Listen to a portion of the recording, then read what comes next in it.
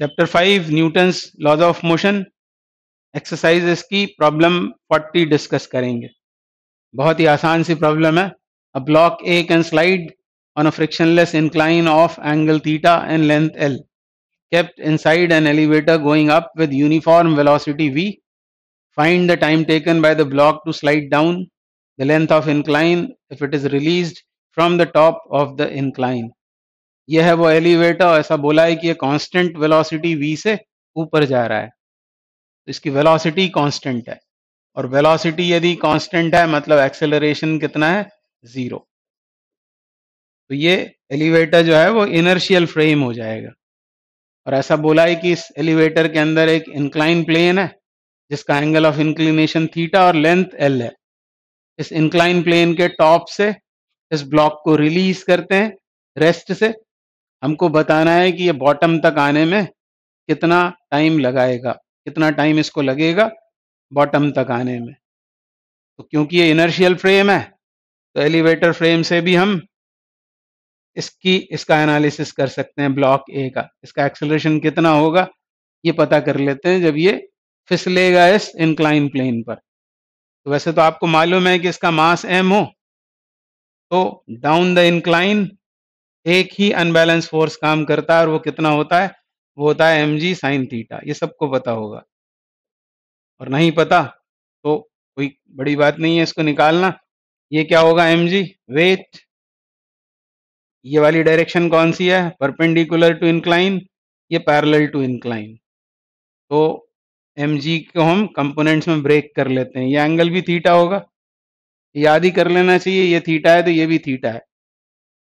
तो इधर कंपोनेंट कितना होगा mg का, mg cos थीटा, और एक फोर्स और आएगा, वो क्या है, नॉर्मल रिएक्शन।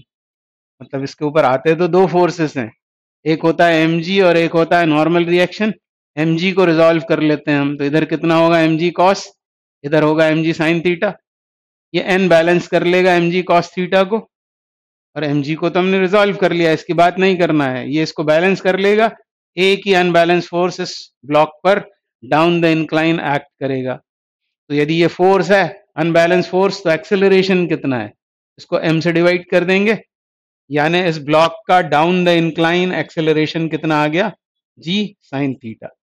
ये हमको क्वेश्चन पढ़ के पहले ही समझ में आ जाना चाहिए था, ये सब नहीं करना है एग्जाम में।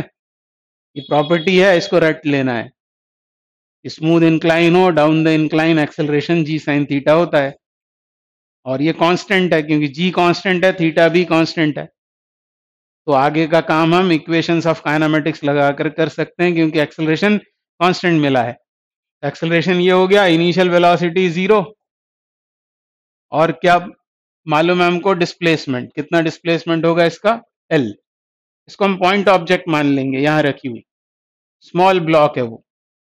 तो डायग्राम की क्लैरिटी के लिए बड़ा सा बनाया है, पर है वो डॉट, एक पॉइंट। तो डिस्प्लेसमेंट कितना हो जाएगा, l। और कौन सी इक्वेशन लगाएं कि हमको टाइम मिल जाए, तो हम लगाएंगे second equation, using s equals to ut plus half a t square, ut plus half a t square. इसमें ut वाली टर्म तो जीरो हो जाएगी क्योंकि इनिशियल वेलोसिटी 0 है। डिस्प्लेसमेंट कितना है, l, half acceleration is g sin